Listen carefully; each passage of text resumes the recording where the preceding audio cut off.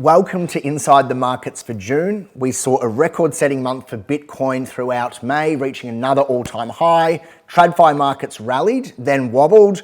We've had political risk and inflation fears returning, as we've come to expect the last few months. And we've just got heaps of macro, crypto, and geopolitics to talk about. But we must start with Bitcoin, as it reached another all-time high in May. So May 22 saw Bitcoin reach a whopping 112,000 US dollars, its all-time high. It opened the month at around 94K, hit the highs, pulled back a little bit and kind of consolidated around the 103 to 106K mark. We're actually seeing a really healthy pump in Bitcoin and crypto at large this morning. I think latest price action around about 109K, so long may that continue. So we've presumed this fantastic price action in Bitcoin throughout May, reaching that all-time high and then continuing above 100K has been due to ETF demand, which we're going to get into in a second. And sentiment has really remained incredibly strong despite so much macro noise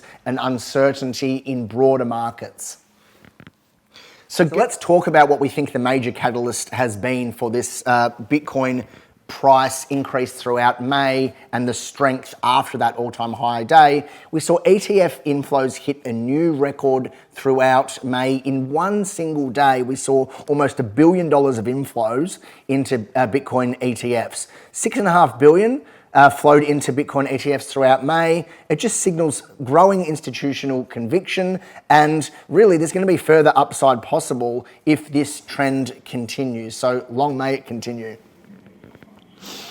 And Bitcoin price action, will we see this trend continue? We're going to check in on this chart that we've been showing for the last 5 to 6 months. It's from our friends at Global Macro Investor, Raoul Pal and Julian Bittel. If you're not following them on Twitter or X as it's now known, you should be. There's plenty of free alpha there. They're putting out great charts and market commentary on macro and crypto. Give them a follow. But this is really showing global M2 money supply with a 12-week lead mapped against or charted against Bitcoin. And you can see here, it's basically been in lockstep since late 2023. We're going to continue showing this chart month on month on our videos inside the markets and all of the research that we put out direct to our clients as well. So keep an eye on that. Could it really be this simple that global M2 money supply with this 12-week lead, Bitcoin just keeps in lockstep with it? Or is it causation or correlation with other factors like institutional adoption, retail adoption, a flight to safety within crypto or in broader markets? Who knows? I'll let you be the judge, but we'll keep an eye on this amazing chart.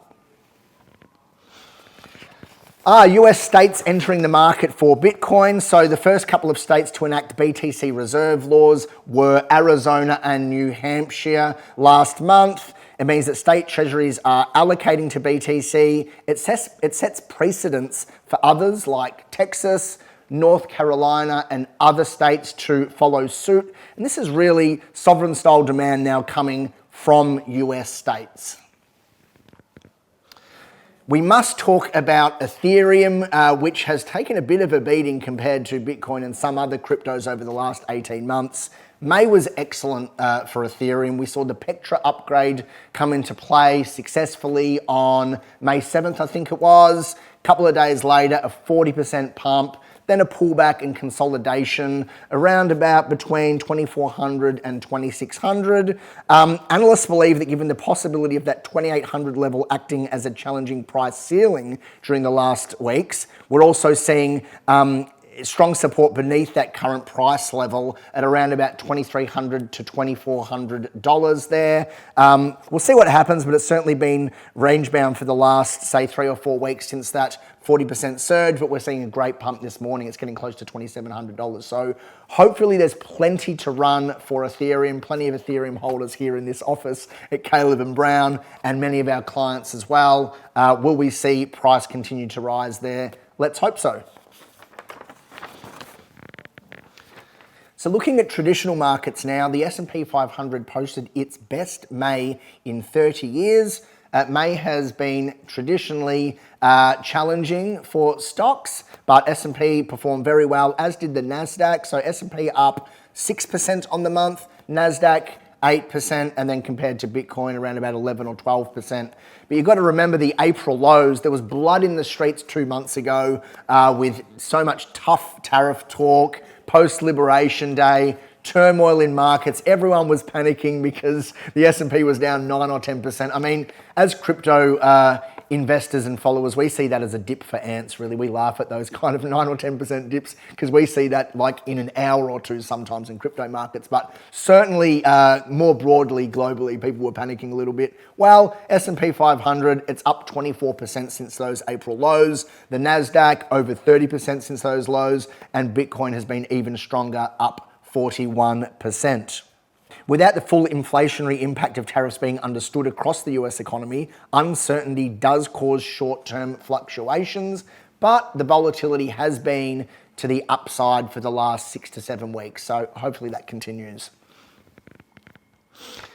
And that brings us to the taco trade. So some traders have been capitalizing on these fluctuations with the so-called taco trade. And that acronym was actually coined by a Financial Times journalist that Trump always chickens out when it comes to tariff talk, and he's using it as a negotiating tool. So there are savvy investors who are buying the dip that comes from the threat posed by a tariff announcement, and then they're profiting when this inevitably is wound back. That's the taco trade. You might have read about it on X or Twitter and in financial papers. It's an interesting one to watch. Let's see what happens as the tariff talks come up again for the EU, and then the month later for China, which we'll touch on very shortly. Looking at rates, as we always do.